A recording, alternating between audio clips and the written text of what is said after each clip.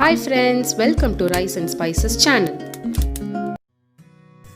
இந்த வீடியோவில் மாவே அரைக்காமல் இன்ஸ்டண்ட்டான அதிரசம் எப்படி செய்கிறதுன்னு பார்க்க போகிறோம்.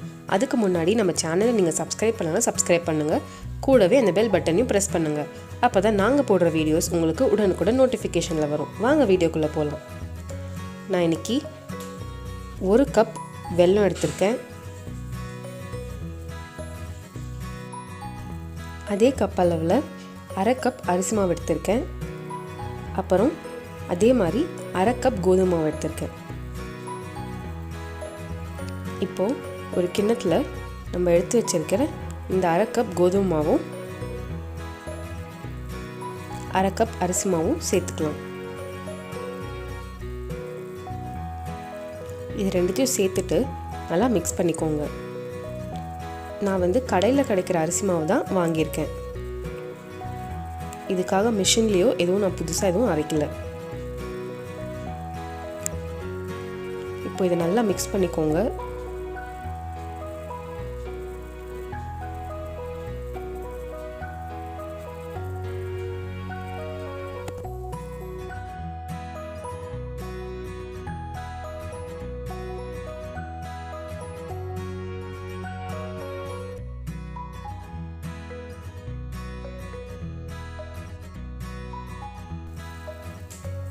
இப்போ இதுக்கு வெல்லம் பாகு ரெடி பண்ணிடலாம். எந்த கப்பில் வெல்லம் எடுத்தீங்களோ அதே கப் அளவு தண்ணி சேர்த்துக்கோங்க. தண்ணி சேர்த்துட்டு வெல்லத்தையும் சேர்த்துக்கோங்க. இப்போ இந்த வெல்லம் நல்லா கரையிற அளவுக்கு கொதிக்க விடுங்க.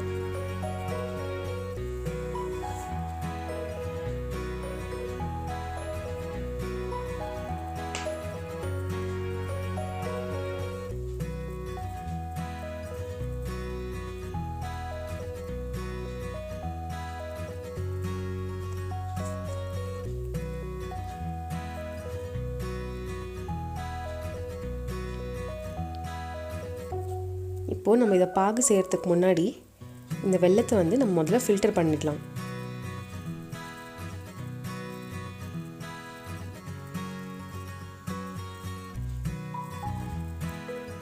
ஏன்னா இதில் நிறைய தூசி மண்ணெல்லாம் இருக்கும். பாருங்கள், அடியில் எவ்வளோ தங்கியிருக்கு. இப்போது இதை மறுபடியும் பேனில் ஊற்றி கொதிக்க விடலாம்.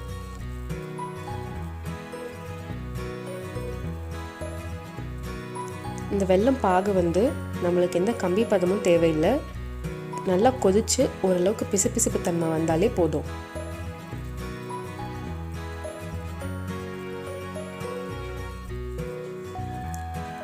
கொஞ்சமாக ஏலக்காய் தூள் சேர்த்துக்கோங்க.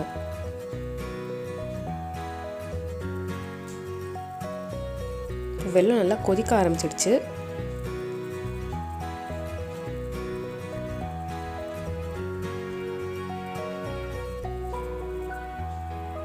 இதை லேசாக தொட்டு பாருங்கள், பிசு பிசுப்பாக இருந்தால் போதும். இப்போ நம்ம எடுத்து வச்சிருக்க மாவை இது உள்ள சேர்த்துடலாம்.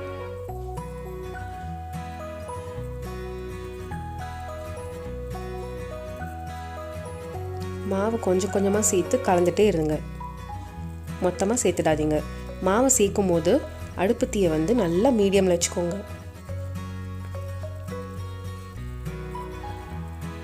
மீடியமில் வச்சுட்டு அப்படியே கலந்துக்கோங்க.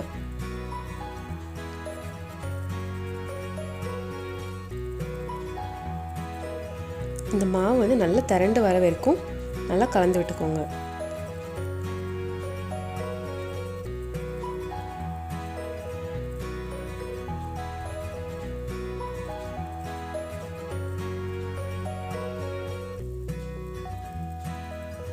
இதை செய்யும் போது அடுப்பை நல்லா குறைச்சிக்கோங்க, இல்லைன்னா உங்களுக்கு அடி பிடிச்சிரும். இப்போ மாவு சைடில் ஒட்டாமல் திரண்டு வந்துருச்சு. இப்போது 1 ஸ்பூன் நெய் சேர்த்துக்கோங்க.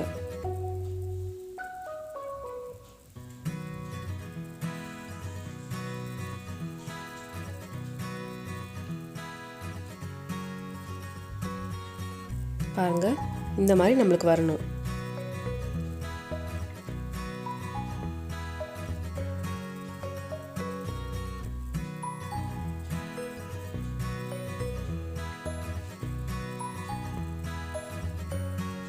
பாருங்கள் எவ்வளோ சாஃப்டாக வந்திருக்கு மாவு. கையில் ஒட்டவே இல்லை எனக்கு கொஞ்சம் கூட. இந்த அளவுக்கு பதம் இருக்கணும். இப்போது இதை நம்ம சின்ன சின்ன உருண்டையாக பிடிக்க ஆரம்பிச்சிடலாம்.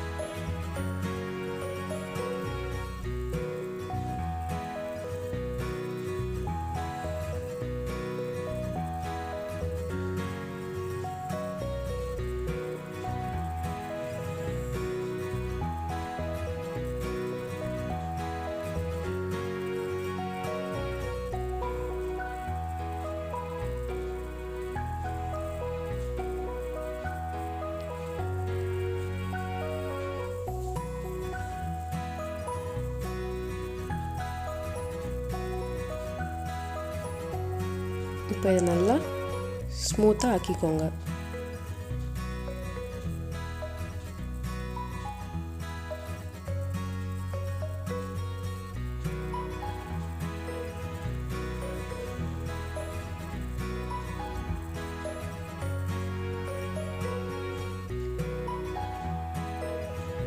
எல்லாத்தையும் நல்லா உருட்டியாச்சு.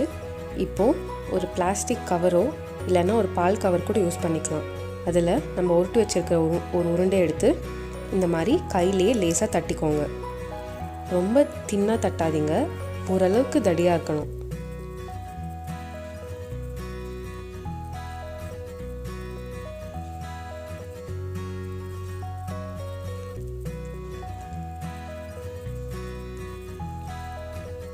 பாருங்கள், இந்த அளவுக்கு திக்னஸில் இருக்கணும்.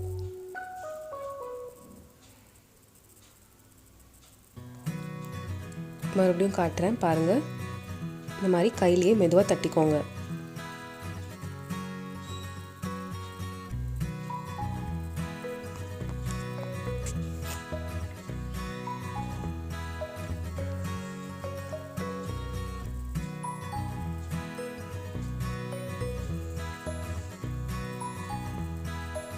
இப்போது எண்ணெய் காஞ்சதும் நம்ம அதிரசத்தை உள்ளே சேர்த்துடலாம். கரண்டி வச்சு எதுவும் கலராதீங்க, மெதுவாக அதுவே உப்பி வரும்.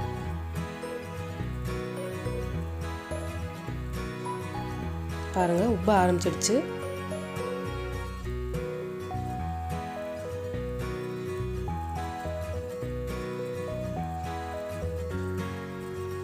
ஓரளவுக்கு பொன்னிறமாக ஆனதும் நம்ம இந்த மாதிரி 2 கரண்டியை வச்சு அதில் இருக்க கூட இருக்கிற எண்ணெயை நல்லா எடுத்துடலாம். அவ்வளோதான் ஃப்ரெண்ட்ஸ். பாருங்கள் எவ்வளோ சுலபமாக நம்ம அதிரசத்தை செஞ்சிட்டோம். இது யார் வேணாலும் செய்யலாம். இன்ஸ்டண்ட்டாக உடனே இந்த அதிரசத்தை நம்ம செஞ்சிடலாம். பாருங்கள், நான் புட்டு காட்டுறேன் எவ்வளோ சாஃப்டாக இருக்குன்னு. இந்த ரெசிபி பிகினர்ஸ் கூட செய்யலாம். நீங்களும் இந்த ரெசிபியை வீட்டில் ட்ரை பண்ணுங்கள். ட்ரை பண்ணிவிட்டு எப்படி வந்துச்சுன்னு எனக்கு கமெண்ட் செக்ஷனில் கண்டிப்பாக சொல்லுங்கள். லைக் பண்ணுங்கள், ஷேர் பண்ணுங்கள், சப்ஸ்கிரைப் பண்ணுங்கள். தேங்க்ஸ் ஃபார் வாட்சிங்.